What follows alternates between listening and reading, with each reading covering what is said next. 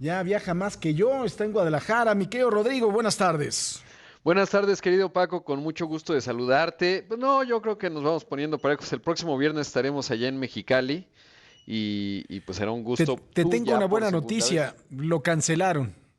Ah, ¿cómo crees? Sí. Ah, qué importante que me digas eso porque mi vida va cambiando conforme el ritmo de esas transmisiones remotas que siempre son un gusto ir a saludar y qué lástima que no vamos a ir. Pues Entonces, sí, tú ya es una tuviste la buena noticia oportunidad. por el asunto de que no vamos en tanto trajín porque el vuelo de regreso es a las 4:20 de la mañana, pero es una mala porque no podemos ir a saludar a tantos amigos como Memo, por supuesto, por ejemplo, ¿no? A la querida Renata, etcétera. Así que, pues bueno, Memo Pues Nogueira, así para está, que mi sepan querido de quién Paquito. hablo. Oye, y te cuento que sabes que hoy se dio a conocer el dato de la inflación en Estados Unidos y es bien interesante cómo se han comportado los mercados a propósito de ello. Primero te cuento el dato.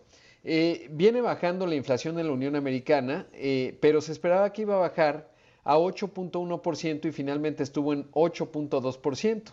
Y eso, bueno, pues evidentemente pues mandó una señal no tan positiva, pero lo que más preocupó fue la inflación subyacente, esa que descuenta la volatilidad y que obviamente como cualquier banco central, el Fed es el que observa con más atención y esa aceleró un poco parecido a lo que ocurrió en México, salvo que en nuestro país la inflación, como sabes, en septiembre estuvo en 8.7%, en septiembre estuvo en 8.7% también. Y entonces, bueno, pues ya tocó techo, pero la inflación subyacente aceleró. En el caso de Estados Unidos se ubicó en 6.6% a tasa anual y esto hizo pensar que el Fed, el Banco Central, seguirá aumentando las tasas en 75 puntos bases hacia adelante. Se piensa que las dos decisiones que faltan este año serán 1.5%, digamos, o 150 puntos base, y luego 50 en febrero.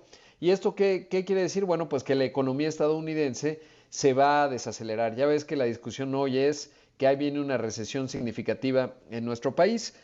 Y eso ocasionó, Paco, que los mercados se fueran a picada en la mañana. Platicaba con Eduardo Leiva de Multiva y me decían, hombre, abrí la mañana, estaba operando y de repente todo se fue a rojo profundo. Pero ¿qué crees? Que los mercados son extraños. Yo ahora cuando quiero explicar cómo funcionan los mercados, me sirve mucho. ¿Te acuerdas este video de un restaurante brasileño que está en la calle, así muy parecido, tipo Condesa, y vienen unos crossfiteros corriendo y todos piensan que los van a saltar y se van, se paran y se van corriendo? Porque pues así funcionamos los humanos, ¿no? De manera gregaria. Si todo el mundo corre, pues tú también corres y luego ya preguntas qué pasó. Y un poco así ha ocurrido con los mercados el día de hoy, pero al revés, porque de repente dijeron, bueno, ya cayeron mucho el precio de las acciones, pues es buena oportunidad de compra y todos empezaron a comprar y están bastante arriba, mi querido Paco.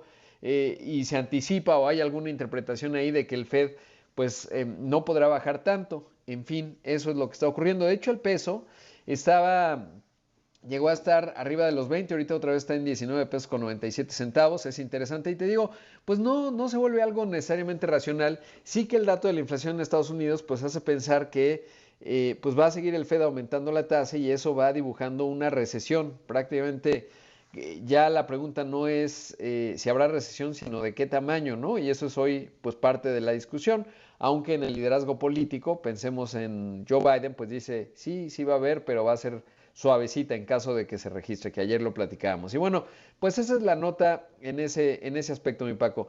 Y la otra, que hoy justamente el Banco de México publica sus minutas que ahí registran el condensado, digamos, de la discusión de los miembros de la Junta de Gobierno. Y prácticamente es claro que van a volver a subir en 75 puntos base. Como siempre dicen, vamos a estar viendo y siguiendo muy de cerca el dato de la inflación. Evidentemente tienen que mantener un diferencial con las tasas de interés allá en Estados Unidos. Sobre todo pues por lo que hemos estado platicando, ¿no? Si de repente el Banco de México dice, no, yo ya me cansé, ya no voy a bajar, a subir las tasas más, porque además necesito pues ya estimular a la economía porque se empieza a ver, bueno, no es que la tarea del Banco de México sea estimular a la economía o no, simplemente que pues hay un punto en donde tienes que también tener consideraciones no solo de la inflación, sino de cuál es el impacto que está teniendo la política monetaria. Y en ese contexto, Paco, pues si el Banco de México decidiera no subir, vamos a pensar, no es el caso porque no es lo que están comunicando, pero que dijeran, oiga, ya vamos a hacer caso de lo que dice el presidente de la nación y pues ya no vamos a apagar el coche para que se enfríe el motor, sino lo vamos a mantener prendido. Pues automáticamente se reduciría el diferencial de tasas con Estados Unidos y a partir de entonces vendría una depreciación que, como importamos mucho de lo que consumimos, pues nos reflejaría en inflación y entonces el banco no estaría cumpliendo su cometido. Por eso es que es complicado, porque de repente pues México y muchos otros países, no somos los únicos, no hay tanto margen de maniobra. De hecho, te diría que casi no hay ninguno que pueda comportarse de manera independiente con respecto a lo que hace el Fed. Quizás China tiene más margen, es una economía enorme también, tiene todo un ecosistema alrededor, pero no hay mucho hacia dónde hacerse. Y en ese contexto, por cierto, destaco un hilo que puso el subgobernador del Banco de México, Jonathan Heath, que a mí me parece que es muy bueno, brillante, que ponga sus reflexiones, sobre todo porque eso ayuda a transmitir al mercado parte de lo que está discutiendo, lo traduce un poco, pero también lo que él mismo está viendo, y es un economista obviamente de primera. Y dice él que a él le hubiera gustado que en las minutas dijera, en el comunicado, que en las próximas reuniones, para actuar con la contundencia necesaria, va a asegurar una política restrictiva que las circunstancias demanden. Eh, y luego menciona que hubo alguien que dijo que tendrían que ser más restrictivos con el horizonte de pronóstico, porque se espera que, igual que un poco parecido en Estados Unidos, suba el Banco de México 75 puntos base en 2 ocasiones antes de que termine este año y a lo mejor 50 el próximo.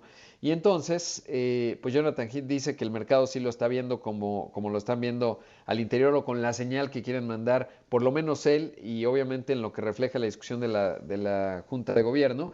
Y todo esto para decirte, mi Paco, que pues el panorama sí nos habla de que seguirán subiendo las tasas, por lo menos en lo que al Banco Central de los Estados Unidos se refiere, y obviamente en el caso de México, pues te digo, no hay mucho margen de maniobra y no lo hay en el mundo. Y de ahí que hay llamados en donde dicen, oigan, Fed, Jerome Powell y miembros del Comité de Mercados Abiertos, no vayan a sobredisparar porque entonces se nos puede complicar la vida a todo el mundo, ¿no? Porque se exacerba. Y eso me lleva a esto que dijo el subsecretario Gabriel Llorio en el podcast de Banorte, en donde dice, no, pues yo sí sigo viendo que vamos a crecer 3%. Y la verdad es que es interesante porque ya el FMI proyectó, actualizó, bueno, lo mantuvo sin cambios 1.2% para 2023. El consenso del mercado en la mediana, 1.2%. Ya hay análisis que te he contado de ellos. El de Bank of America dice 0%. Alguien estornude y estamos en negativo. El de BBVA Research de Carlos Serrano, 0.6%. Y en realidad, pues si uno va siguiendo la discusión, es muy probable que Estados Unidos entre en recesión y difícilmente México va a poder evitarla. ¿Cuál es la hipótesis o la tesis del subsecretario? Pues que la inversión pública y la extranjera directa como parte de la reorientación de cadenas de suministro, el famoso nearshoring, pues va a ayudar a proteger a la economía mexicana de ello. Obvio, la inversión pública. Y la verdad es que cuando vi el mensaje del secretario de Gobernación que decía, oigan, vamos a seguir impulsando la reforma en materia del INE y la reforma en materia eléctrica, la reforma constitucional, pues con esas señales la verdad es que dudo muchísimo que pues nos vaya a proteger demasiado, porque obviamente la inversión extranjera, sobre todo en un momento que parece y se va dibujando recesivo, pues es muy adversa al riesgo, ¿no?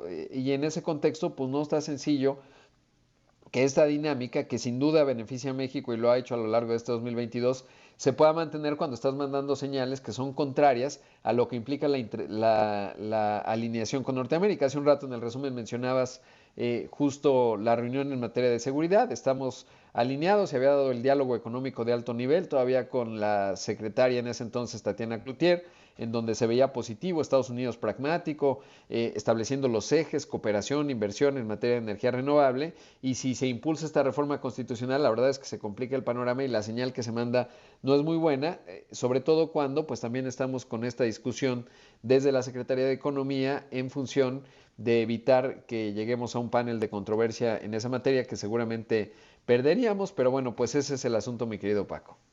Pues sí, está interesante, sin duda, mi querido Rodrigo. Yo creo que el canciller Marcelo Ebrard, que está allá en Washington, pues puede destinar un poquito de su tiempo, ¿no? Para ver cómo van las cosas por allá, hacer un poquito de cabildeo. Exacto, seguramente la pregunta de Estados Unidos, quizás no formal porque están hablando de seguridad, será, oigan, y en el tema del Congreso, ¿cómo va? Nos preocupa el tema de una reforma constitucional en materia eléctrica, ¿qué señales nos dan, no? Y alguna respuesta tendrá que dar, no sé si la tenga el canciller, pero seguramente eso le van a preguntar, o a Roberto Velázquez, que es el jefe de la región Norteamérica, también ¿no? Seguramente se le plantearían y ahí van recogiendo señales los estadounidenses, porque además pues ya hay algunos indicios, ¿no? Salió de la Secretaría de Economía el subsecretario de Industria y Comercio, Héctor Guerrero, y bueno, pues ese es un tema clave, sobre todo en lo que se refiere a continuidad. Obviamente todo el mundo tiene los ojos puestos también en la subsecretaria Luz María de la Mora, que es fundamental justamente en llevar la rienda de esta negociación, entendiendo que Raquel Buenrostro, la nueva secretaria de Economía, pues es una mujer muy brillante y rápidamente va a recorrer la curva de aprendizaje y en mi opinión se dará cuenta pues del impacto que puede tener para México mandar una señal negativa en materia energética en un momento en donde estamos atravesando una situación económica frágil, por decirlo de manera elegante.